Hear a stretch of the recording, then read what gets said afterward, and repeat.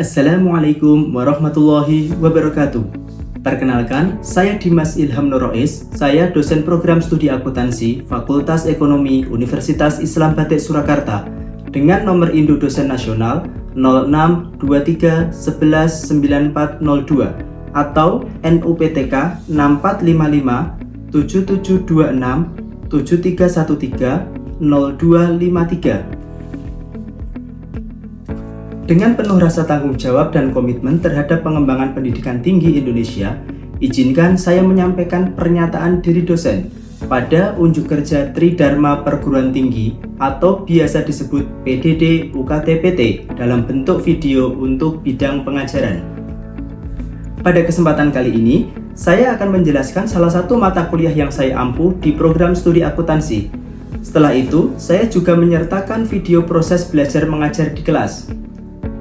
Selama menjadi dosen, saya diberi tugas mengampu mata kuliah di bidang akuntansi sesuai dengan kompetensi yang saya miliki. Dari beberapa mata kuliah yang saya ampu, salah satu mata kuliah yang saya ampu adalah akuntansi syariah.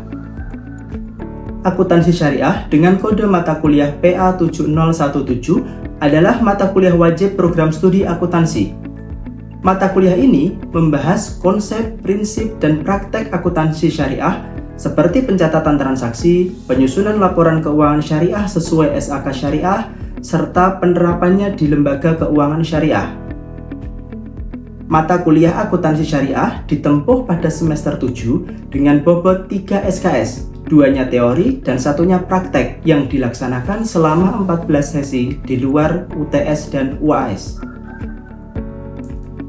CPL Prodi yang dibebankan pada mata kuliah ini, pertama, mahasiswa bertakwa kepada Tuhan Yang Maha Esa dan mampu menunjukkan sikap religius, sikap bertanggung jawab atas pekerjaan di bidang akuntansi secara mandiri. Kedua, mahasiswa mampu menerapkan pemikiran logis, kritis, sistematis, dan inovatif dalam konteks pengembangan atau implementasi akuntansi dalam dunia kerja. Yang ketiga, mampu berkontribusi dalam tim untuk menyusun laporan keuangan entitas tersendiri dan atau entitas konsolidasi dengan mengaplikasikan secara mandiri prinsip akuntansi atas transaksi sesuai dengan standar akuntansi yang berlaku. Dan yang keempat adalah mampu memahami konsep teoritis tentang akuntansi dan pelaporan keuangan. Selanjutnya, CPMK mata kuliah akuntansi syariah. Pertama, mahasiswa mampu memahami konsep dasar akuntansi syariah. 2. Mahasiswa mampu memahami dan mencatat akad atau transaksi syariah pada lembaga keuangan syariah berdasarkan standar akuntansi yang berlaku. 3. Mahasiswa mampu memahami penyusunan dan penyajian laporan keuangan syariah berdasarkan standar akuntansi yang berlaku. Dari CPMK tersebut akan di-breakdown menjadi sub-CPMK yang merucut pada kemampuan akhir di setiap pertemuan.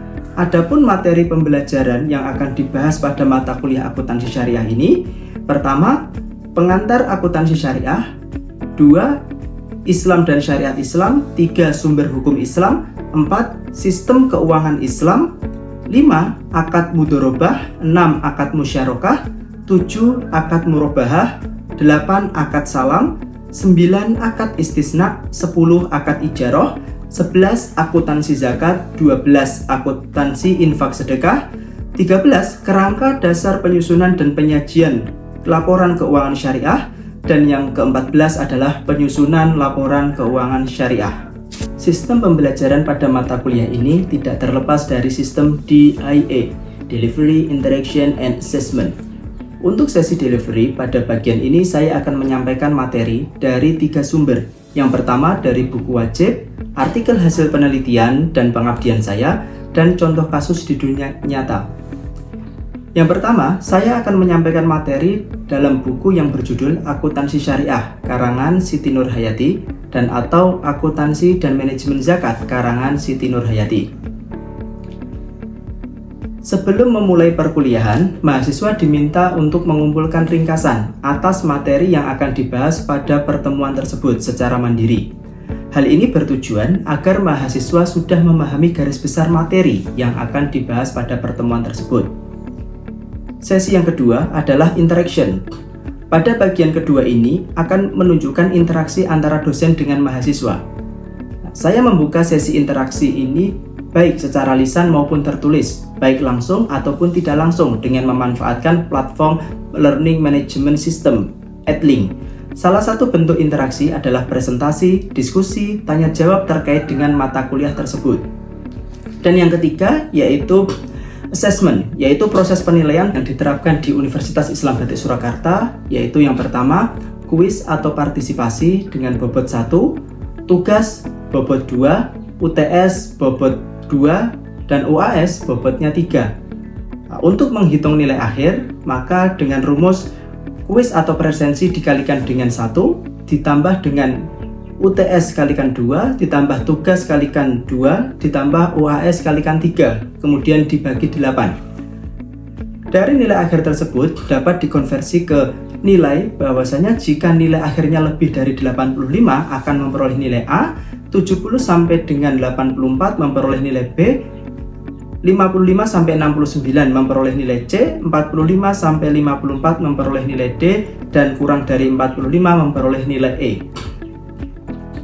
Berikut ini adalah sesi video proses pembelajaran. Assalamualaikum warahmatullahi wabarakatuh. Waalaikumsalam warahmatullahi wabarakatuh. Pagi-pagi kita harus tetap semangat. Kalau saya mengucapkan semangat pagi, maka ucapkanlah semangat. Semangat pagi. Semangat. Alhamdulillahirabbil alamin, syukur kepada Allah Subhanahu wa taala di mana pada pagi hari ini telah memberikan kesempatan kepada kita untuk belajar bersama di mata kuliah akuntansi syariah dalam keadaan sehat dan walafiat. Pada pertemuan kali ini kita akan membahas terkait dengan akuntansi zakat. Tujuan dari materi akuntansi zakat itu pertama adalah mahasiswa itu memahami konsep dasar zakat, pengelolaan dan juga distribusinya. Bagaimana kita itu mengelola zakat dan untuk siapa zakat itu disalurkan. Yang kedua, memahami ketentuan SAK syariah tentang pengakuan, pengukuran dan juga penyajian dana zakat. Dan yang ketiga, tentang pencatatan penerimaan serta penyaluran zakat. Nah, pengertian dari zakat kemarin apa? Dalam video YouTube yang saya berikan itu apa? Ya. Mbak Husnul, artinya apa zakat itu? Suci. Ya, artinya suci. Nah, kemarin sudah saya berikan video pembelajaran yang mana itu menjadi bekal apa yang akan dibahas pada hari ini. Nah, mana apa kemarin itu? Zakat. Nah, artinya berkah dan suci, terpuji dan juga tumbuh. Secara bahasa zakat itu adalah zakat. Secara etimologi, zakat itu adalah bagian tertentu dari harta yang wajib dikeluarkan oleh setiap muslim yang telah memenuhi syarat untuk diberikan kepada pihak yang berhak menerimanya, yaitu disebut dengan 8 asnaf sesuai dengan syariat Islam.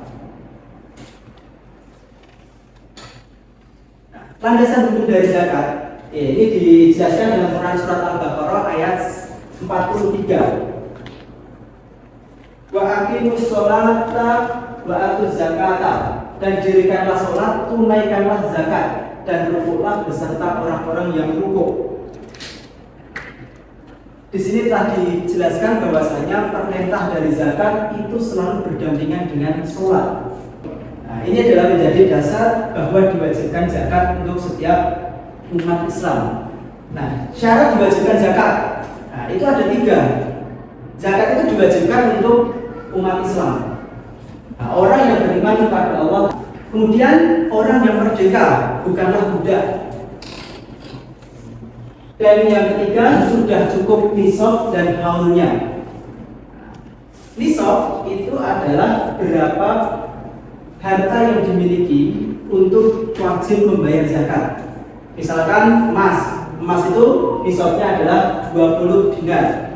Nah, 20 dinar itu setara dengan 85 gram emas putih. Kemudian cukup haulnya, ketika sudah memiliki emas sebanyak 20 dinar dan dimiliki selama 1 tahun, maka itu sudah diwajibkan untuk membayar zakat. Jadi cukup berapa dari hartanya tadi dan berapa lama harta tersebut dimiliki.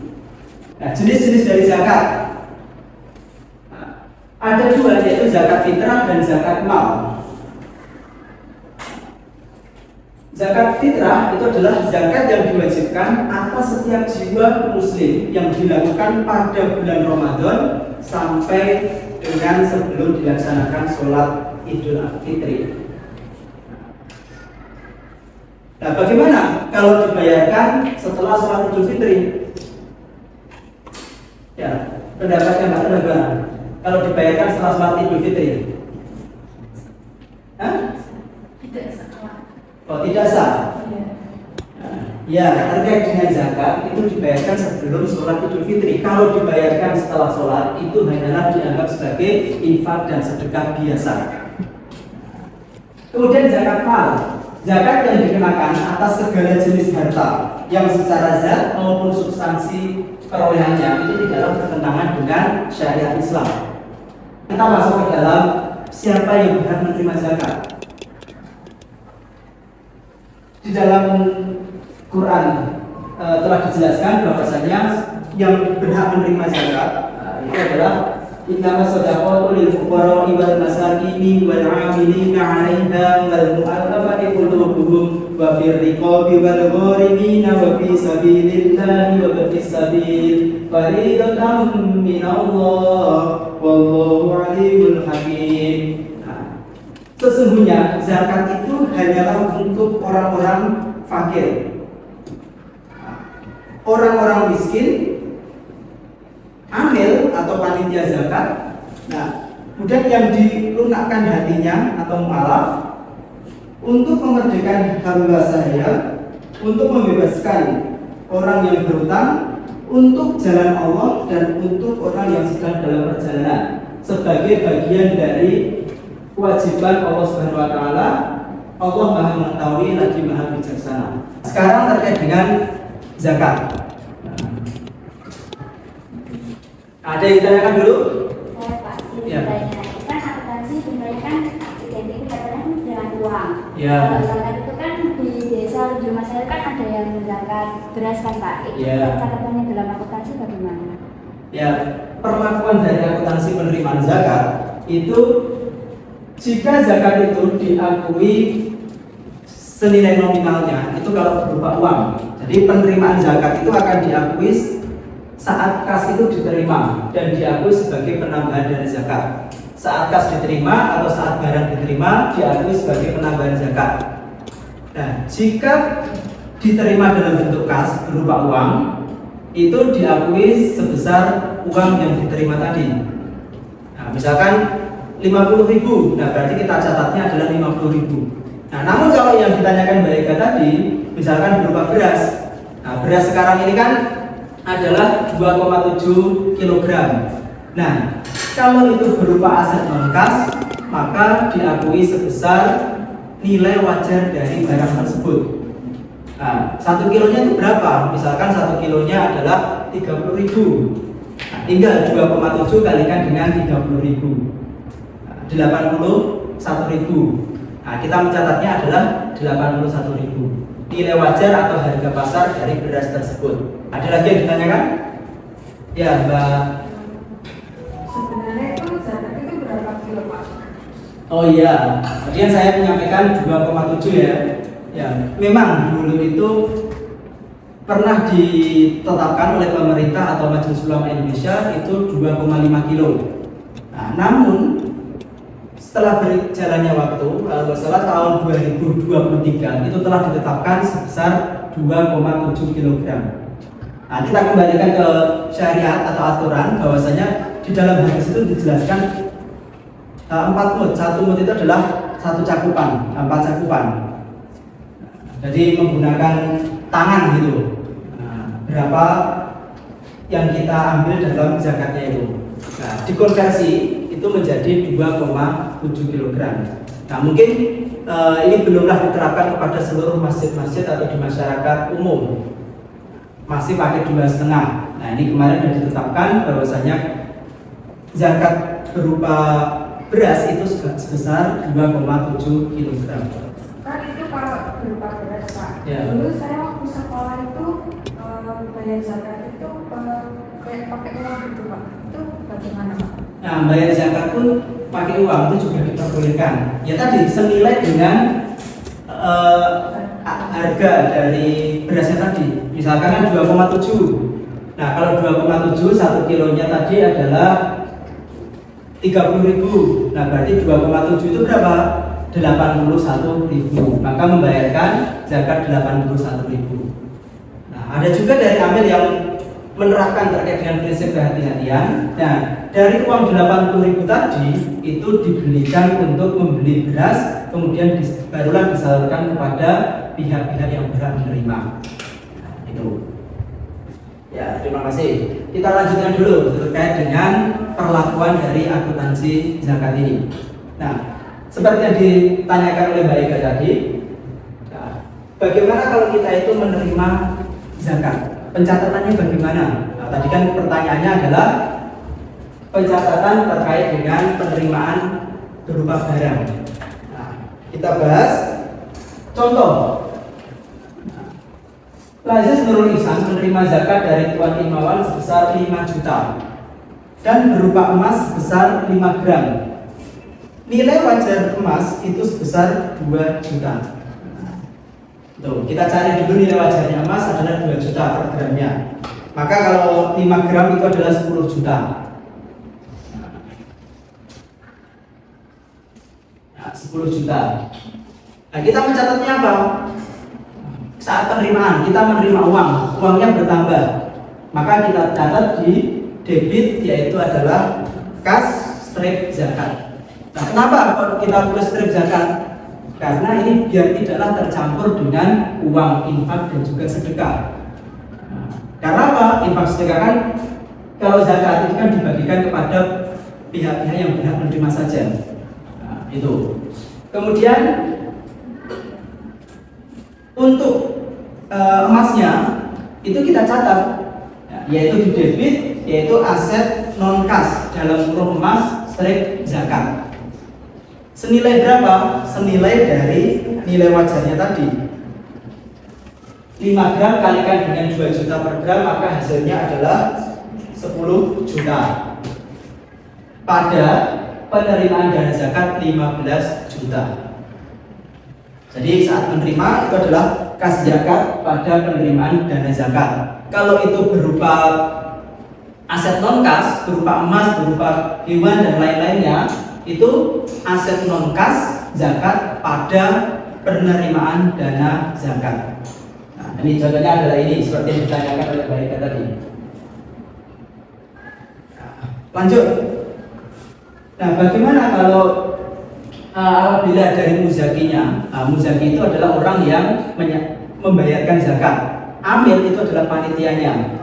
Kalau mustahid itu adalah pihak yang menerima zakat. Nah, bagaimana kalau muzaki itu menentukan mustahidnya? Misalkan ini diberikan kepada masyarakat yang terkena bencana.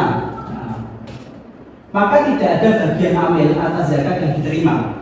Amil dapat memperoleh ujroh atau ijarah atas kegiatan penyaluran tersebut di luar dana zakat. Ujroh itu diakui sebesar penambahan dana amil. Jadi ada pembayaran tersendiri. Nah, tersendiri awalnya contohnya adalah Lazis Nurul Ihsan menerima zakat dari Tuan Imawan sebesar 5 juta secara kas. Nah, menerima uang 5 juta. Untuk orang miskin di kampung Merapi, berarti sudah ditentukan mustahilnya. Mustahilnya sudah ditentukan. Dengan contoh kasus ini, Tuan Imawan itu memberikan ujroh sebesar 500.000. Jadi di luar dari zakat tadi. Nah, maka kita mencatatnya, debitnya adalah kas zakat 5 juta pada penerimaan dana zakat 5 juta. Kita menerima zakat sebesar 5 juta. Nah, kemudian ada lagi ujroh 500.000 kepada amil. Maka kita mencatatnya adalah kas amil pada penerimaan dana amil, pendapatan ujroh sebesar 500.000. Nah, sebesar 500.000. Nah, itu. Jadi di luar dari pendapatan zakat.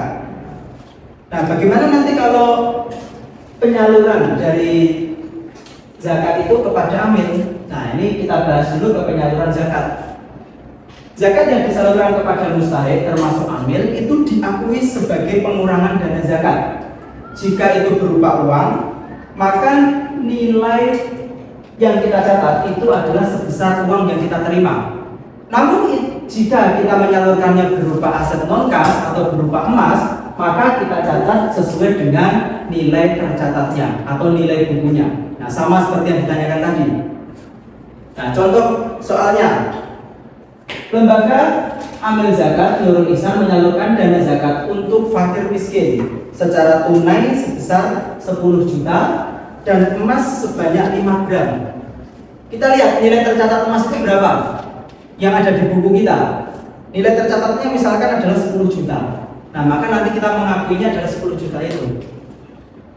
Mencatatnya gimana nih? Kan berarti ada dua yang kita salurkan, berupa uang dan berupa emas. Maka debitnya itu adalah penyaluran dana zakat fakir miskin pada kas zakat 10 juta, aset non kas emas 10 juta. Nah, jadi debitnya penyaluran dana zakat fakir miskin 20 juta, kreditnya itu adalah kas zakat 10 juta dan aset non kas 10 juta. Ya, itu. Nah, bagaimana kalau menyalurkan kepada amil? Nah, misalkan ini ditetapkan menyalurkan kepada amil itu adalah 10%. 10% ya, atau yang diserahkan kepada amil adalah 1 juta. Nah, 10% dari totalnya. Maka debitnya apa? Ya, penyaluran dana zakat. Penyaluran dana zakat, namun ini straight amil.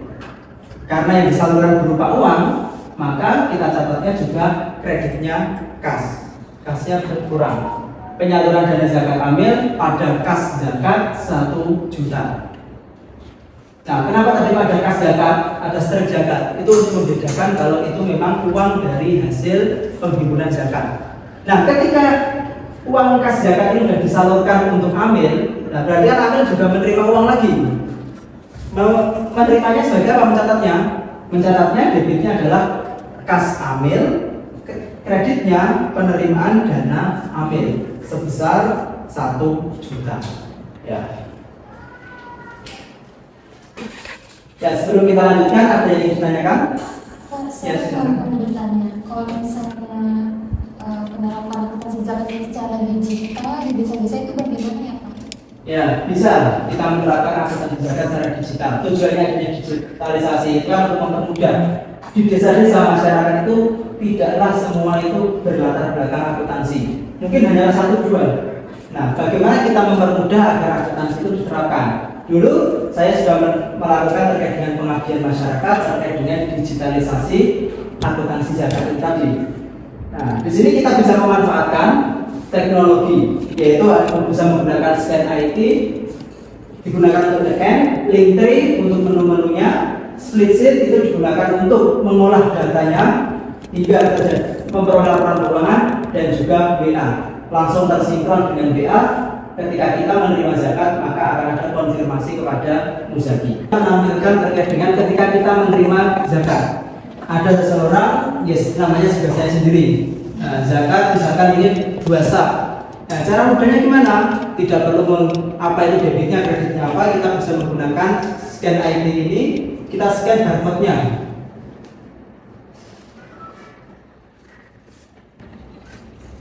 Nomor sudah. Sekarang yang lama. Ya, sudah di scan. Kita tulis ini zakat fitrahnya berapa, misalkan 3 orang. 3 orang, print, kirim, submit. Nah, maka di sini nanti akan tercatat. Nah, di bagian Linktree-nya masuk ke dalam jurnal. Nah, maka akan tercatat di sini. Nah, 9 Juli aset non-kas 486, kreditnya penerimaan dari zakat 486.000. Nah, mungkin bisa ini dicoba ini Pak, dimaju dulu nih. Ya, dicoba pakai nomornya sendiri dan nama sendiri. Ayo dicoba. Ditulis atasnya nomor, bawahnya itu nama. Ya, nomor WA 62 dulu awalnya. 62. Nah, tulis.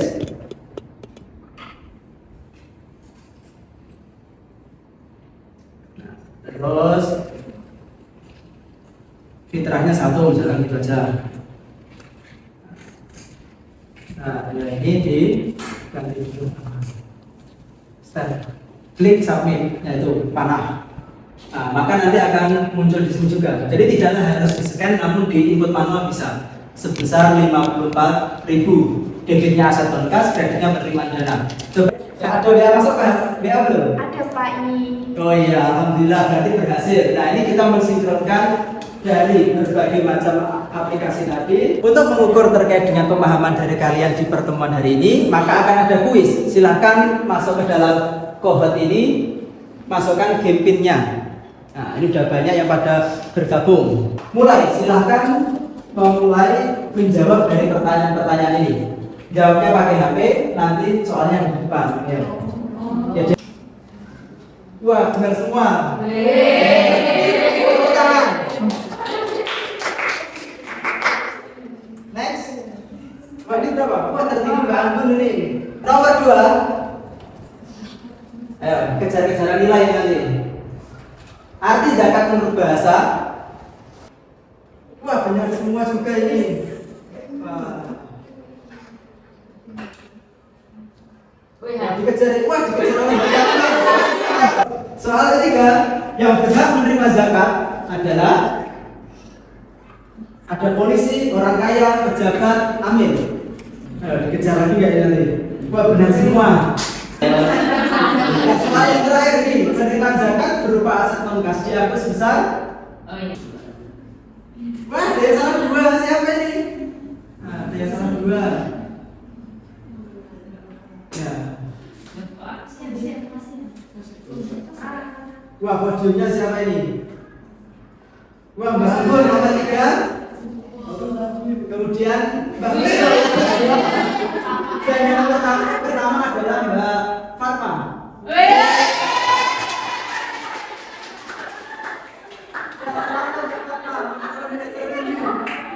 Kesimpulannya yaitu adalah zakat itu adalah kewajiban dari setiap muslim yang beriman kepada Allah atas harta yang dimiliki, yang itu nanti disalurkan kepada pihak yang berhak menerima atau 8 asnaf.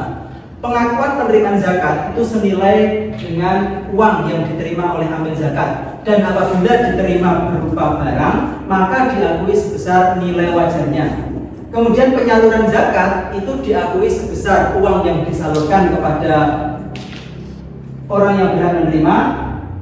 Namun itu jika berbentuk aset non-kas, maka itu diakui sebesar nilai buku atas aset tersebut. Dan yang terakhir, pemanfaatan teknologi itu akan mempermudah dalam penerapan akuntansi zakat di masjid maupun di masyarakat atau lembaga amil zakat. Maka kita terapkan teknologi-teknologi di masa kini itu untuk mempermudah penerapan akuntansi zakat. Ya, sebelum diakhiri, maka akan saya berikan tugas terlebih dahulu. Ada 2 tugas. Pertama yaitu adalah membuat ringkasan materi yang akan dibahas di pertemuan yang akan datang, yaitu tentang apa? Infak dan sedekah. Membuat ringkasan itu. Tugas kelompok, nah, ini nanti dikumpulkan saat UAS. Yaitu apa? Mengimplementasikan akuntansi zakat hingga menghasilkan laporan keuangan di masjid-masjid terdekat kalian. Nah, tugas kelompok, satu kelompok adalah 6. Nah, ini berarti kelompok 1, kelompok 2, dan kelompok 3. Ya. Yang mungkin cukup sekian materi yang kita bahas pada hari ini. Semoga bermanfaat, dan jika ada salah kata saya mohon maaf. Billahi fisabilillah, fastabiqul khairat. Wassalamualaikum warahmatullahi wabarakatuh.